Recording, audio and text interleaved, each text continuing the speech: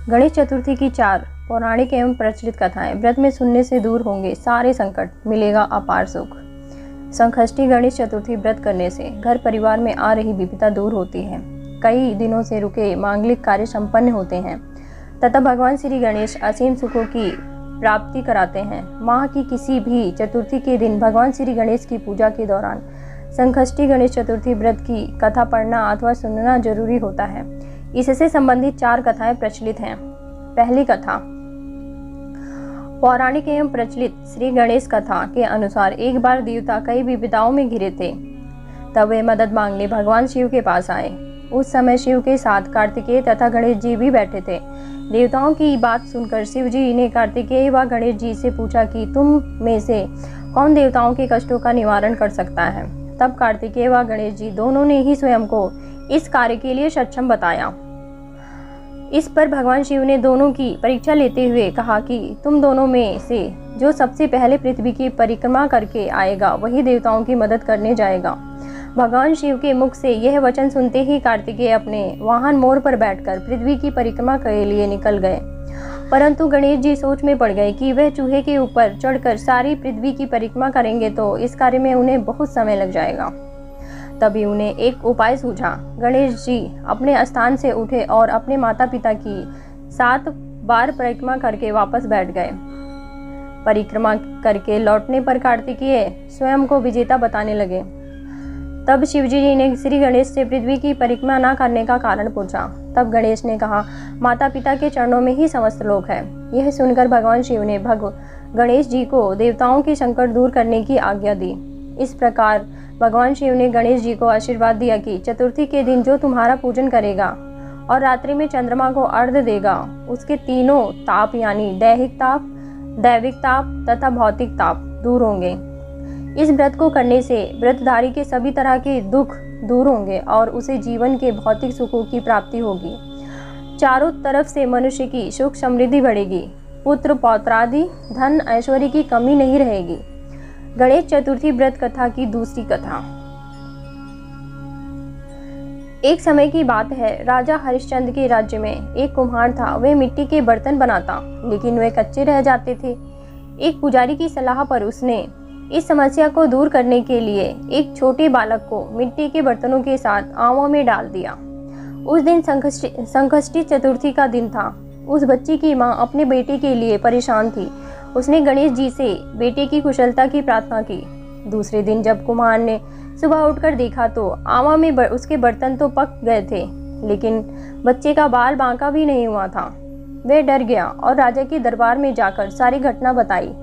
इसके बाद राजा ने उस बच्चे और उसकी माँ को बुलवाया तो माँ ने सभी तरह के विघ्न को दूर करने वाली संकष्टी चतुर्थी का वर्णन किया। इस घटना के बाद से महिलाएं संतान और परिवार के सौभाग्य के लिए संकट चौथ का व्रत करने लगी। तीसरी कथा। एक समय की बात है कि विष्णु भगवान का विवाह लक्ष्मी जी के साथ निश्चित हो गया। विवाह की तैयारी होने लगी। सभी देवताओं को निमंत्रण भेजे गए, परंतु गणेश जी को निमंत्रण नहीं दिया। कारण जो भी रहा हो, अब भगवान विष्णु की बारात जाने का समय आ गया। सभी देवता अपनी पत्नियों के साथ विवाह समारोह में आए। उन सब ने देखा कि गणेश जी कहीं दिखाई नहीं दे रहे हैं। तब वे आपस में चर्चा करने लगे कि क्या गणेश जी को न्योता नहीं दिया या स्वयं जी गणेश जी ही नहीं आए हैं। सभी को इस बात पर आश्चर्य होने लगा। तभी सबने विचार किया कि विष्णु भगवान से ही इसका कारण पूछा जाए। विष्णु भगवान से पूछने पर उन्होंने कहा कि हमने गणेश जी के पिता भोलेनाथ महादेव को न्योता भेजा है। यदि गणेश जी अपने पिता के साथ आना चाहते तो आ जाते, अगर अलग से न्योता देने की कोई आवश्यकता नहीं थी। दूसरी बात यह है कि उनको 1.25 मन मूंग, 1.25 मन चावल, 1.25 मन घी और 1.25 मन लड्डू का भोजन दिन भर में चाहिए। यदि गणेश जी नहीं आएंगे तो कोई बात नहीं, दूसरे के घर जाकर इतना सारा खाना पीना अच्छा भी नहीं लगता। इतनी वार्ता कर ही रहे थे कि किसी एक ने सुझाव दिया, यदि गणेश जी आ भी जाएं तो उनको द्वारपाल बनाकर बिठा देंगे कि आप घर का ध्यान रखना। आप तो चूहे पर बैठकर धीरे धीरे चलोगे तो बारात से बहुत पीछे रह जाओगे। यह सुझाव भी सबको पसंद आ गया तो विष्णु भगवान ने भी अपनी सहमति दे दी। होना क्या था, इतने में गणेश जी वहां आ पहुंचे और उन्हें समझा बुझा कर घर की रखवाली करने बैठा दिया। बारात चल दी। तब नारद जी ने देखा कि गणेश जी तो दरवाजे पर ही बैठे हुए हैं।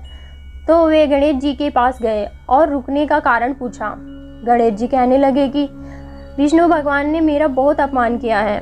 नारद जी ने कहा कि आप अपनी मूषक सेना को आगे भेज दें तो वे रास्ता खोद देंगी, जिससे उनके वाहन धरती में धंस जाएंगे। तब आपको सम्मान पूर्वक बुलाना पड़ेगा। अब तो गणेश जी ने अपनी मूषक सेना जल्दी से आगे भेज दी और सेना ने जमीन पोली कर दी। जब बारात वहां से निकली तो रथों के पहिए धरती में धंस गए। लाख कोशिश करी परंतु पहिए नहीं निकले। सभी ने अपने अपने उपाय किए परंतु पहिए तो नहीं निकले, बल्कि जगह जगह से टूट गए। किसी की समझ में नहीं आ रहा था कि अब क्या किया जाए। तब तो नारद जी ने कहा, आप लोगों ने गणेश जी का अपमान करके अच्छा नहीं किया। यदि उन्हें मनाकर लाया जाए तो आपका कार्य सिद्ध हो सकता है और यह संकट टल सकता है। शंकर भगवान ने अपने दूत नंदी को भेजा और वे गणेश जी को लेकर आए। गणेश जी का आदर सम्मान के साथ पूजन किया। तब कहीं रथ के पहिए निकले। अब रथ के पहिए निकल तो गए परंतु वे टूट फूट गए तो उन्हें सुधारे कौन। पास के खेत में किसान काम कर रहा था, उसे बुलाया गया। किसान अपना कार्य करने के पहले श्री गणेश आय नमः कहकर गणेश जी की वंदना मन ही मन करने लगा। देखते ही देखते किसान ने सभी पहियों को ठीक कर दिया। तब किसान कहने लगा कि हे देवताओं, अब आपने सर्वप्रथम गणेश जी को नहीं मनाया होगा और ना ही उनका पूजन किया होगा, इसीलिए तो आपके साथ ये संकट आया है। हम तो मूर्ख अज्ञानी हैं, फिर भी पहले गणेश जी को पूजते हैं, उनका ध्यान करते हैं।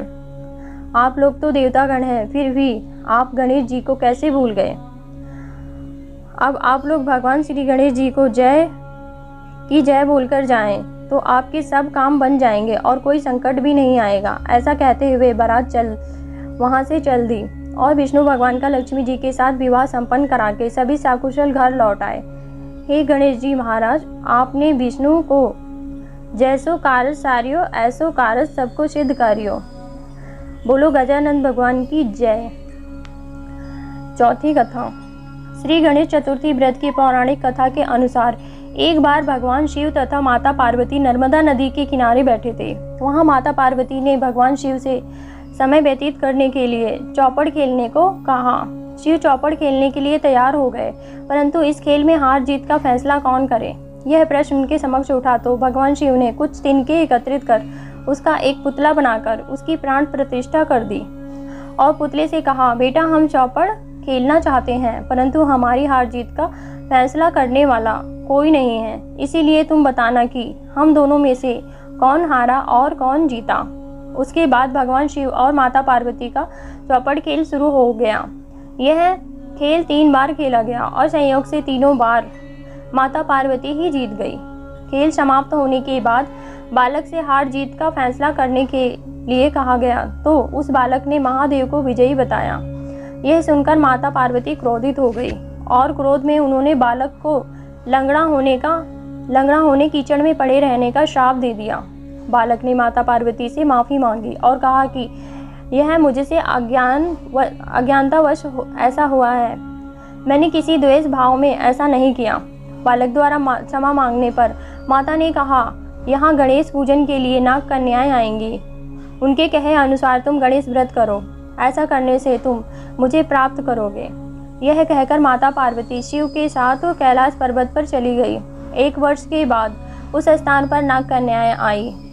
तब नाग कन्याओं से श्री गणेश के व्रत की विधि मालूम करने पर उस बालक ने 21 दिन लगातार गणेश जी का व्रत किया। उसकी श्रद्धा से गणेश जी प्रसन्न हुए। उन्होंने बालक को मनवांछित फल मांगने के लिए कहा।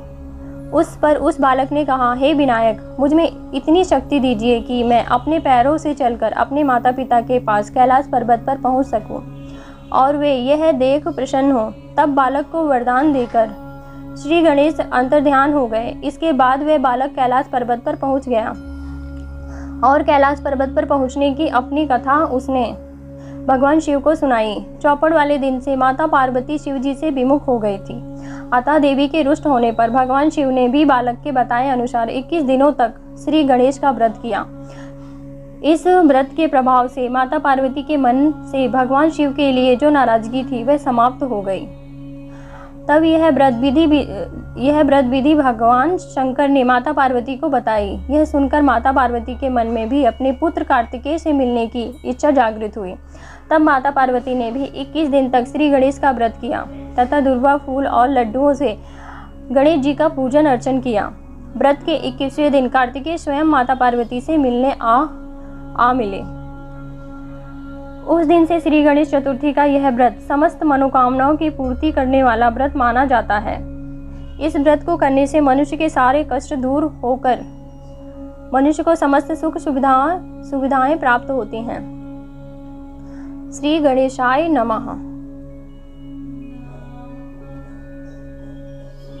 शुक्रिया दोस्तों, आपका दिन मंगलमय हो। राधे राधे।